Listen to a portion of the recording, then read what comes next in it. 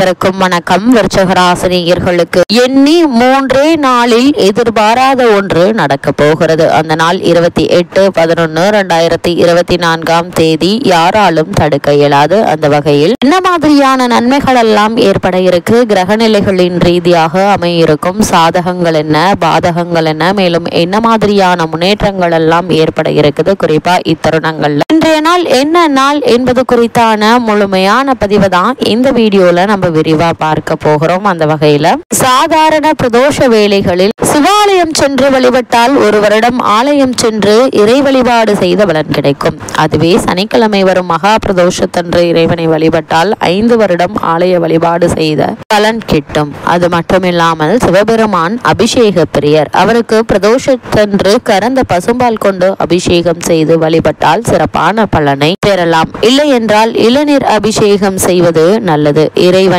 இயற்கையை விரும்பக்கூடியவன். எனவே இயற்கையான வில்வ இலை அர்ச்சனையும் சிவபெருமானை மகிழ்ச்சிப்படுத்தும். இது தவிர தும்பைப்பூ மாலை அணிவித்து பிரதோஷம் அன்று சிவனை வழிபட்டால் சகல தோஷங்களும் விலகும். பிரதோஷ தினத்தில் அதிகாலையில் நீராடி திருநீர் அணிந்து சிவநாமம் ஆன நமச்சிவாயா ஓதி உபவாசம் இருக்க வேண்டும். அன்று காலை முதல் பிரதோஷம் முடியும் வரை உணவு தவிர்த்து பிரதோஷ தரிசனம் முடித்து பிரசாதம் உண்டு விரதம் முடிக்க வேண்டும். பின்னர் இரவு உணவு சாப்பிடலாம். இப்படி 11 பிரதோஷங்கள் விரதம் இருந்து சிவனை வழிபட்டால் சிவன் அருள் கிட்டும். பிரதோஷ காலம் என்பது சூரியன் அஸ்தமத்திற்கு பின் 3.25 நாளிகையும் ஆகும்.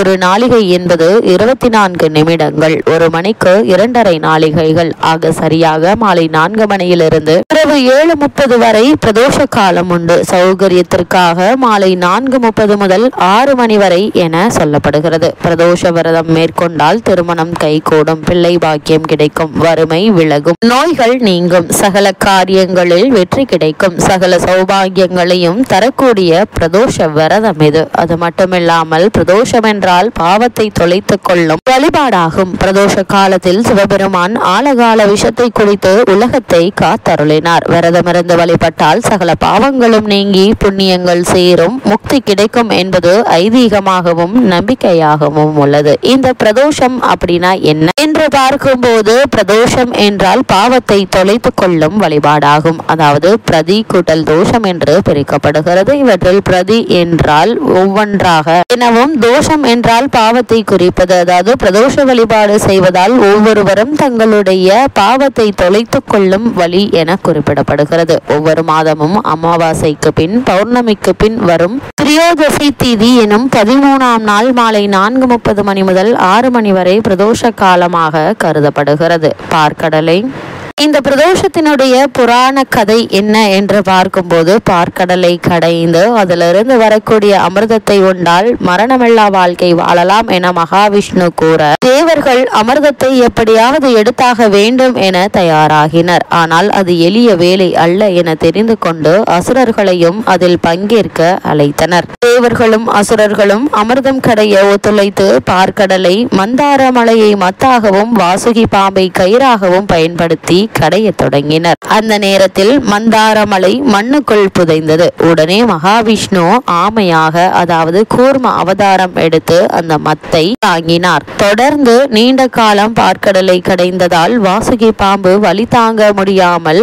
விஷத்தை கக்கியது. அந்த ஆழகால விஷம் உலகில் பரவி மக்களுக்கு எந்த ஒரு தீங்கும் ஏற்பட்டுவிடக் கூடாது என்பதற்காக சிவபெருமான் அந்த ஆழகால விஷத்தை உண்டு அந்த அகிலத்தை காத்தருளினார். அதன் பின்னரே அமிர்தம் கிடைத்தது. அது மட்டுமில்லாமல் மற்ற நாட்களில் வரக்கூடிய பிரதோஷ நாளில் விரதம் இருந்து வழிபாடு செய்வதை விட சனிக்கிழமைகளில் வரக்கூடிய சனி பிரதோஷ விரதம் மேற்கொண்டால் 1000 மடங்கு கூடுதல் பலன் கிடைக்கும் என்பது ஆன்மீக நம்பிக்கை. சிவபெருமான் ஆழகால விஷத்தை உண்ட நாள் தான் இந்த திரியோதசி திதி. இது ஒரு சனிக்கிழமை. அதனால் மாதந்தோறும் 2 முறை வரக்கூடிய திரியோதசி திதியில் பிரதோஷமாக சிவபெருமானை நந்தி மூலமாக வணங்குகிறோம். ஆனால் தான் சனிக்கிழமைகளில் வரும் பிரதோஷம் சனி மகா பிரதோஷமாக மிகவும் விசேஷமாக கொண்டாடப்படுகிறது. இந்த பிரதோஷ வழிபாடை நாம் மேற்கொண்டால் இந்திரனுக்கு நிகரான செல்வங்களும் செல்வாக்கும் கிடைக்கும். அன்றைய தினம் சிவபெருமானை வணங்கி தான தர்மம் செய்து வர அளவற்ற பலன்கள் கிடைக்கும். எல்லாவற்றிற்கும் மேலாக இறைவனின் திருவடியில் இடம் கிடைக்கும் வகையில் முக்தி கொடுக்கும் வல்லமை உள்ளது இந்த பிரதோஷ வழிபாடு என்கின்றது ஐதீகம். அந்த வகையில் விருச்சிக ராசினியர்களுக்கு 28/11/2024 முதல் மேலும் என்ன மாதிரியான நன்மைகள் எல்லாம் உங்களுடைய வாழ்வில் ஏற்பட இருக்கு என்று பார்க்கும்போது, தருணங்களை பொறுத்த வரைக்கும் உங்களுடைய ராசியில் உங்களுடைய லாபாதிபதி புதன் அமர்ந்திருக்கிறார். சூரியனோடு சேர்ந்திருக்கிறாருங்க. உங்களுடைய 7ஆம் இடத்தை அவர் பார்க்கிறார். புதிய பிரயாணங்களால் ஆதாயம் உண்டாகக்கூடிய விருச்சிக ராசினியர்களை பொறுத்த வரைக்கும் உங்களுடைய ராசியில் லாபாதிபதன் அமர்ந்திருக்கிறாருங்க. சூரியனோடு சேர்ந்திருக்கிறார். உங்களுடைய 7ஆம் இடத்தை அவர் பார்வையிட. இதனால் புதிய பிரயாணங்களால் ஆதாயம் உண்டாகக்கூடிய ஒரு தருணமா அமைஞ்சிருக்குதுங்க. அதே போல் உங்களுடைய ராசிக்கு 11ஆம் இடத்தில் கேது அமர்ந்து நற்பலன்களை வாரி வழங்கி கொண்டிருக்கிறார்கள். எல்லாத்தையும் விட குரு உங்கள் ராசியை பார்ப்பதால் மனதில் தெளிவும் செயலில் ஊக்கமும் பெரியவர்களுடைய ஆசையும் எப்பொழுதும் இருக்கும் என்பதை தெளிவுபடுத்துதுங்க. இவ்வளவு நாட்களாக ஏற்பட்டு வந்த தடங்கல்கள் தாமதங்கள் காரிய தடைகள் நீங்கி நீங்கள் எடுக்கக்கூடிய முயற்சிகள் அனைத்திலுமே வெற்றி கிடைக்கக்கூடிய ஒரு தருணமா அமைஞ்சிருக்குது. சுக்கிரன் உங்களுடைய ராசிக்கு தன குடும்பஸ்தானத்தில் சஞ்சரிக்கிறாருங்க. வேலுக்குரியவன் உங்களுடைய ராசிக்கு 2ஆம் இடத்தில் சஞ்சரிப்பதும் நல்ல ஒரு அமைப்பு என்று தாங்க சொல்ல வேண்டும். இதனால் பண வரவு என்பது நன்றாக இருக்குங்க. எதிர்பார்த்த வரவுகள் நல்ல முன்னேற்றத்தை தரக்கூடிய விதமா அமைஞ்சிருக்குது. நினைத்த காரியம் நடக்குங்க. தொழில் வியாபாரம் நன்றாக செயல்பட இருக்குது. புதிய ஒப்பந்தங்கள் ஒன்றன் பின் ஒன்றாக உங்களுக்கு கிடைக்கக்கூடிய ஒரு தருணமா அமைஞ்சிருக்குதுங்க. கலைஞர்களுக்கு நல்ல வாய்ப்புகள் கிடைக்க இருக்குது. நீங்கள் மேற்கொள்ளக்கூடிய காரியங்கள் அனைத்திலுமே வெற்றி கிடைக்கக்கூடிய ஒரு தருணமா தான் இத்தருணம் அமைஞ்சிருக்குதுங்க. விருச்சிக ராசினியர்களை பொறுத்த வரைக்கும் இந்த வாரத்தில் உங்களுக்கு தொல்லை கொடுத்து வந்த சக ஊழியர்களில் ஒருவர் இடமாற்றமோ அல்லது நிறுவன மாற்றம் வாங்கி போவது உங்களுக்கு நல்ல ஒரு முன்னேற்றத்தை ஏற்படுத்தி கொடுக்க இருக்குதுங்க. திருமண முயற்சிகள்ல ஏற்பட்டு வந்த தடங்கல்கள் தாமதங்கள் நீங்கி நல்ல ஒரு வரன் அமைய இருக்குதுங்க.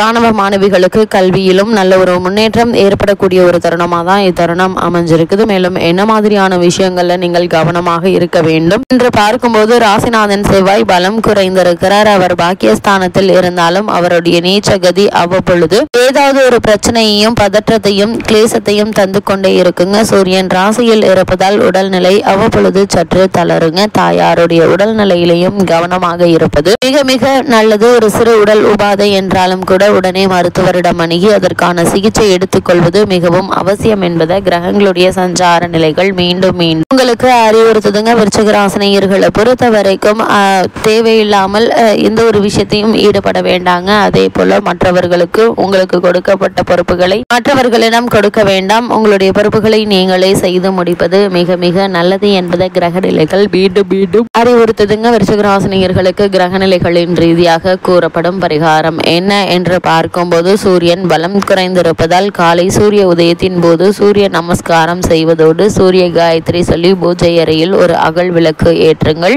அல்லது பிரதோஷ விரதம் மேற்கொண்டு சிவபெருமானை வழிபடுவது என்ற நன்மைகளை உங்களுக்கு ஏற்படுத்தும்.